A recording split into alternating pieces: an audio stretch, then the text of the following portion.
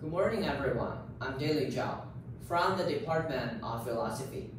Today, I will give you a project presentation titled, Can Universal Basic Income be a more just option in the AI society? When hearing the word artificial intelligence, what would come to your mind? Maybe robots, maybe machines, or automation.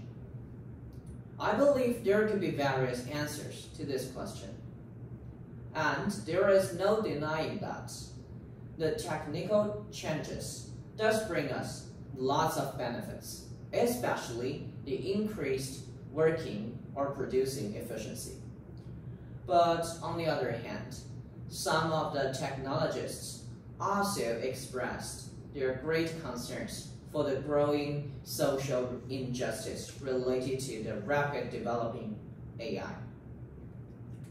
In 2020, one of the politicians in the United States, Andrew Yang, who's almost the first politician who publicly introduced the idea of universal basic income to the American public.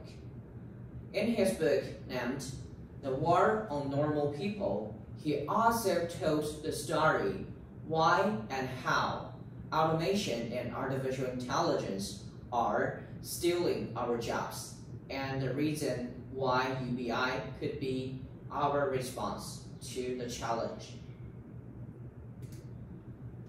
But before we discuss on the possibility of implementing a universal basic income, at least we should have a basic understanding of what exactly is UBI. Actually, UBI is not a newly born idea. It has been discussed, studied, and investigated for more than 500 years. It has 5 notable characteristics that make it different from others. Firstly, its universality. This means that this amount of money will be paid by the government to all the citizens in the country, no matter what social status, what social position they are, or what kind of wealth, what kind of political powers they have. Secondly, this amount of money will be paid without any condition. They did not need to apply for special requirements or with any tests for their capability.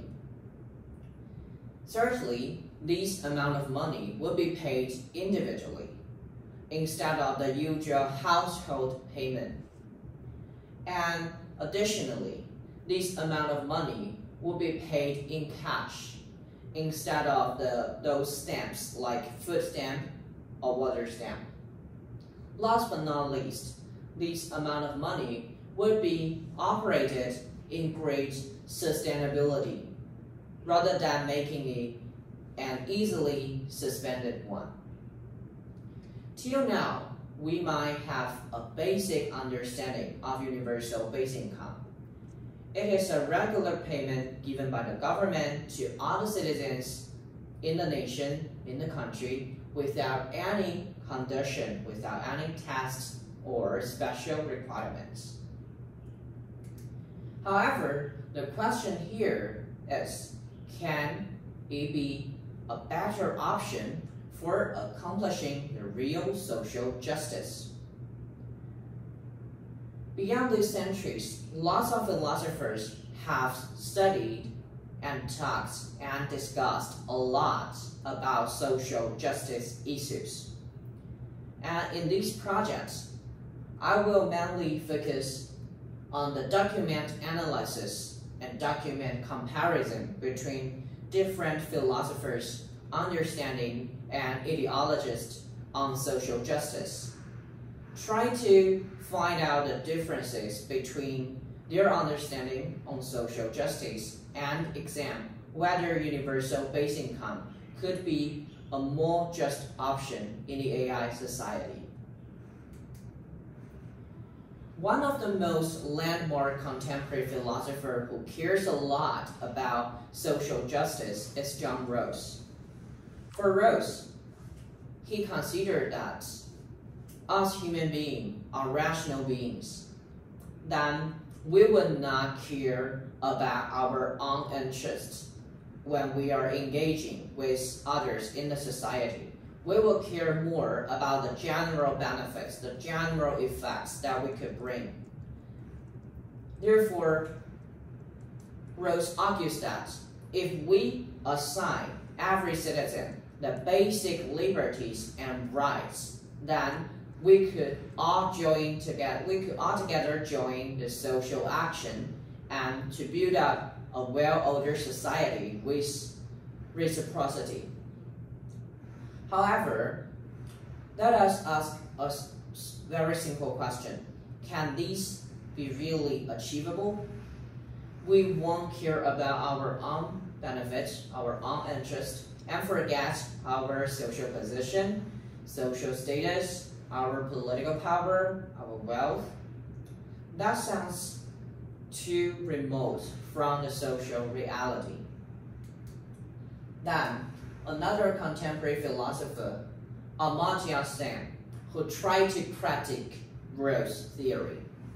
In Sen's view, he believed that owing to the limitation of the access to accurate information, different individuals have different capability to seek for their own well-being. Therefore, Sen argues that instead of focusing on the general benefits, we should focus more on how to give the individual the real freedom for them to choose what is relevantly suitable for them. Another philosopher, Iris Young, who also tried to critique Rose's theory. In Iris Young's view, when we are trying to build up a more just society, we should not only focus on the material goods like the Roselian approach, the resources, the liberties, the rights. We should also focus on the immaterial goods like the decision-making power. What kind of decision-making power we could give to every citizen in the country, and how can we help those least advantaged in the society? Based on all these philosophers' theories, then now we might try to examine whether UBI could be a better option for social justice. Well, the answer is possibly yes. Because different from Rose's theory, UBI focus more on the social reality instead of the abstract and remote ideology that is almost impossible to implement in the real world. And secondly, UBI is not just give everyone a same amount of money. There is much deeper value behind it. It has tried to empower citizens' decision-making power.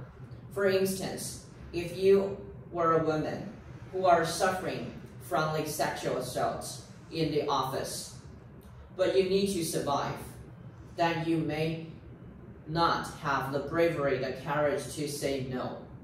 However, when you receive a sustainable UBI, then you could have more possibility to say no, to live your own life, to live with dignity and self-respect.